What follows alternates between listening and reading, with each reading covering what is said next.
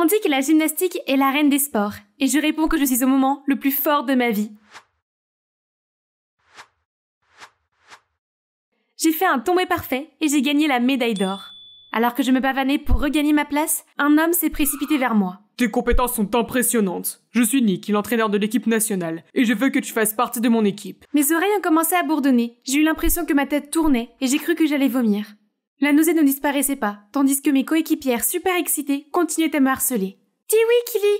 Cette chance n'arrive qu'une fois dans une vie. Je n'en peux plus. Alors j'ai ouvert la porte. Non, je ne veux pas d'un homme comme entraîneur. Je vous déteste. Je déteste les hommes. Bonjour, je m'appelle Killy. Et il y a une bonne raison pour laquelle je déteste tant les hommes. Ma mère est décédée quand j'étais petite. Et au lieu de passer du temps avec moi, mon père est devenu un serial dragueur. Il se justifiait toujours en disant « Les gens ne peuvent pas vivre sans amour. Tu comprendras quand tu seras plus grande. » Si c'est ce que l'amour fait aux gens, alors je n'en veux pas. J'ai juré de ne jamais tomber amoureuse. Non. J'allais dans un pensionnat de filles. Et au fil des ans, ma haine des hommes s'est accrue. Le simple fait d'être en présence de cette odeur masculine me donnait le vertige et la nausée. À la maison, papa m'attendait avec son regard typique de Hulk. Killy, pourquoi tu refusais de rejoindre l'équipe nationale? Pourquoi tu renonçais à ton rêve? Mon rêve ou le tien? Comme si tu t'en souciais, tu n'as jamais été là pour moi. C'est ton avenir, Killy. Je vais m'en sortir. Il est hors de question que les universités refusent mon talent. Mais si tu n'arrives pas à obtenir ton diplôme? Papa, j'ai peut-être de mauvaises notes, mais je ne suis pas si bête que ça. Non, mes affaires ne marchent pas très bien. Je ne peux plus te payer les frais de scolarité. Tu devras rentrer à la maison. Quoi? Si je ne suis pas diplômée, je ne peux pas aller à l'université. Si je ne peux pas aller à l'université, je ne peux pas trouver de travail. Et si... Il y a toujours cette offre de bourse d'une autre école que tu peux prendre en considération. J'ai immédiatement accepté. Je ne pouvais pas rester là à regarder mon père balayer mes rêves par son incompétence.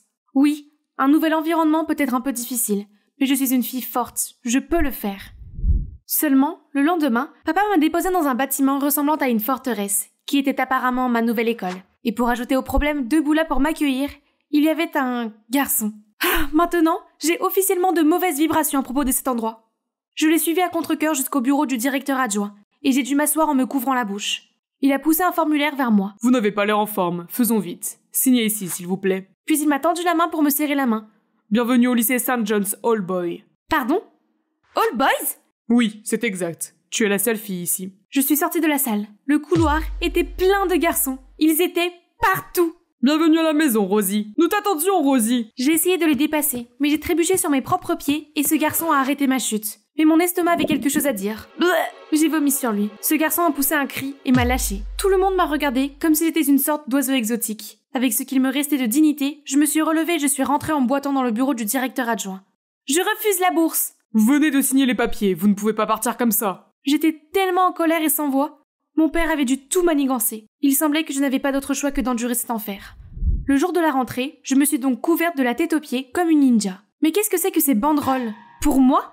Je suis entrée dans la classe en essayant de ne pas vomir. Cet endroit était vraiment bizarre. Je ne chantais pas et on ne m'appelait pas Rosie. Lorsque le professeur m'a demandé de me présenter, j'ai décidé de profiter de l'occasion pour établir quelques règles de base. Je m'appelle Killy, je ne chante pas et vous êtes tous dégueulasses. J'exige que vous restiez toujours à au moins 1 mètre de moi, sinon je vous enverrai dans une autre dimension avec un coup de pied retourné.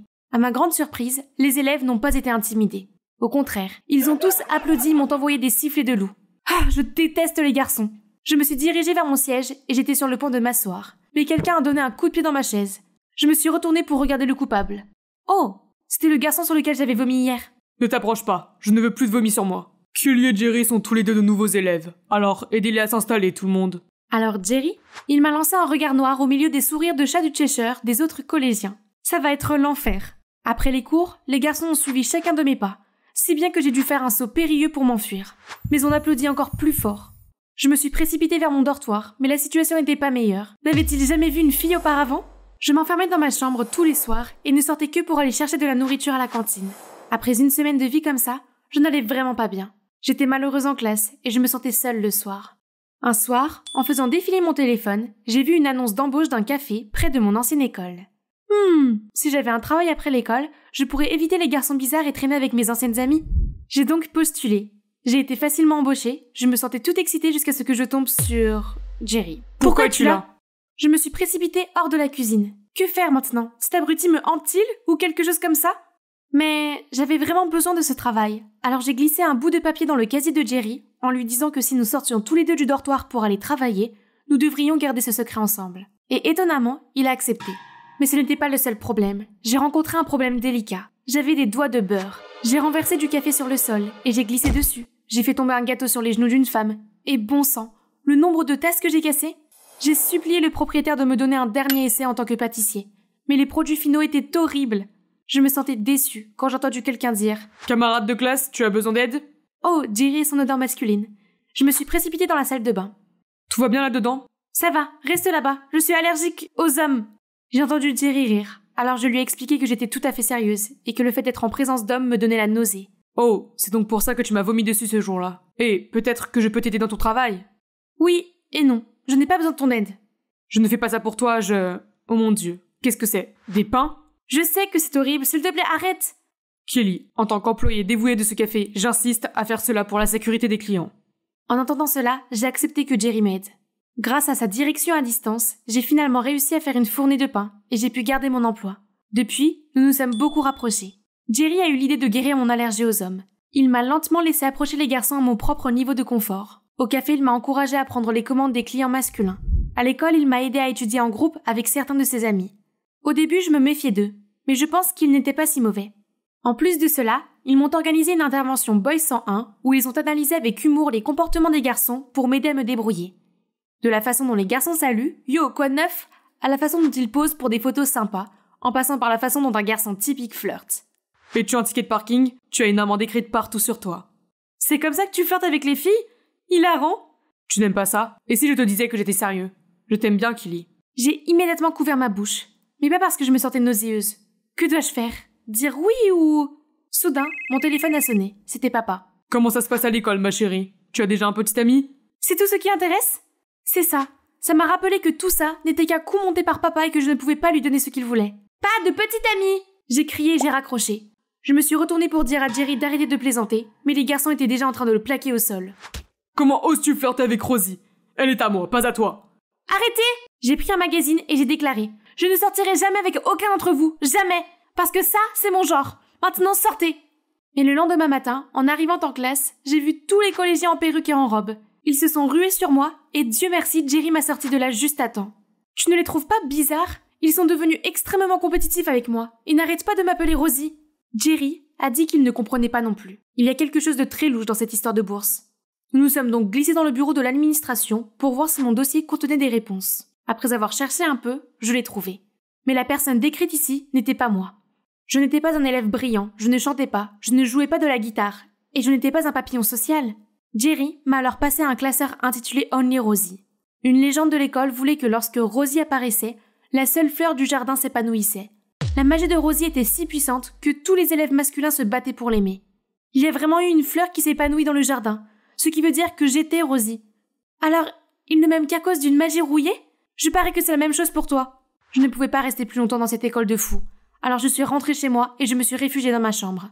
Quand on a frappé à la porte, j'ai jeté un coup d'œil et j'ai vu Jerry. J'ai claqué la porte. Kelly, écoute, c'est moi. Pas de magie du tout. Au début, je pensais que tu étais une reine des abeilles qui aimait l'attention. Mais en te côtoyant, je me suis rendu compte que tu étais une mignonne pleureuse maladroite. Mais aussi une fille forte qui essaie de voler de ses propres ailes. Et c'est la raison pour laquelle je t'aime bien. Tu vas bien ? Continue s'il te plaît. Je t'aime bien parce que tu es Kelly, pas Rosie. Je ne pouvais plus me retenir et j'ai éclaté en sanglots. Je me suis enfin ouverte aux gens. Mais tout est faux. Aucun d'entre eux ne voulait être mon ami. Ils n'aiment que Rosie.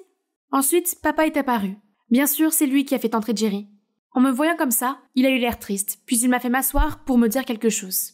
En fait, ta mère allait aussi dans cette école. Maman était une prodige, qui excellait à la fois dans les études et dans le chant. Lorsque la réputation de l'école s'est dégradée, le directeur a enfreint les règles pour l'inviter à fréquenter l'école, dans l'espoir qu'elle les conduise à quelques réussites. Au début, les élèves masculins s'y opposèrent, mais peu à peu, grâce à son talent et à sa bonne nature, elle gagna leur respect et ils l'appelèrent affectueusement Rosie. Ta mère était incroyable, et je n'ai pas cru à ma chance quand j'ai gagné son cœur. Je me sentais tellement perdue sans elle que j'ai essayé de combler le vide. J'ai sauté d'une relation à l'autre, te laissant toute seule. Ce n'est que plus tard que j'ai réalisé que je pouvais encore trouver de la joie dans la vie, même sans Rosie à mes côtés. Kelly, j'ai pris le risque de t'envoyer dans cette école parce que je voulais que tu affrontes ta peur. Ne rejette pas l'amour juste à cause de ton passé douloureux, comme je l'ai fait. J'ai enfin compris d'où venait le comportement de papa, et j'ai eu beaucoup de peine pour lui. Désolé de vous interrompre, mais si la mère de Kelly était la première Rosie et que sa magie a immédiatement charmé tout le monde, alors pourquoi a-t-elle fait face à des objections au début ? Oh, en fait, Only Rosie n'est qu'un mythe, il n'y a pas de magie du tout. Au fil des années, l'histoire a dû évoluer vers ce conte de fées. Maintenant que Jerry en parle, je me rends compte que mon dossier ressemble plus à celui de maman qu'au mien. Même avant d'entrer dans cette école, tout le monde disait que tu étais un prodige de la musique et que tu ne sortais qu'avec les meilleurs élèves. C'est comme si quelqu'un avait créé une fausse image pour te rendre irrésistible. Papa a dit que c'était le directeur adjoint qui avait offert la bourse. Nous avons fait le rapprochement et nous avons été convaincus que c'était lui qui était derrière tout ça. Papa et moi sommes allés à l'école pour le confronter, mais il a tout nié et m'a même renvoyé. Le lendemain au travail, Jerry m'a même dit quelque chose de grand. Il y a des rumeurs à propos d'une autre écolière. On dirait que le directeur adjoint veut trouver une nouvelle Rosie. Il fallait que cela cesse. Il ne pouvait pas continuer à utiliser les filles comme ça. Il était temps que ces mensonges soient révélés.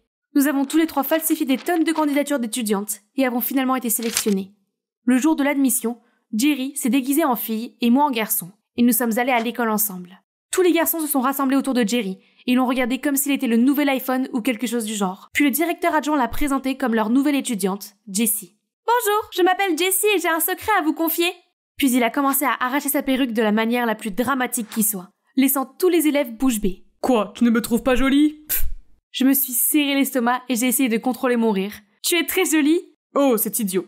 Je ne suis pas seulement un joli visage, je suis aussi un prodige de la musique. Puis il a sorti un violon et a commencé à faire des bruits de gratte, assourdissant tout le monde. Sans compter que je suis une petite fleur très délicate. Puis il a cassé le violon en deux, sous les yeux terrifiés de tout le monde. C'est à moi d'intervenir. J'ai enlevé mon déguisement et j'ai pointé Jerry du doigt. Petit serpent sournois, tu essaies de me voler mes hommes? Tous les garçons de cette école sont à moi. Puis j'ai foncé sur Jerry et je lui ai attrapé les cheveux. Qu'est-ce que tu fais ici? Je t'ai expulsé.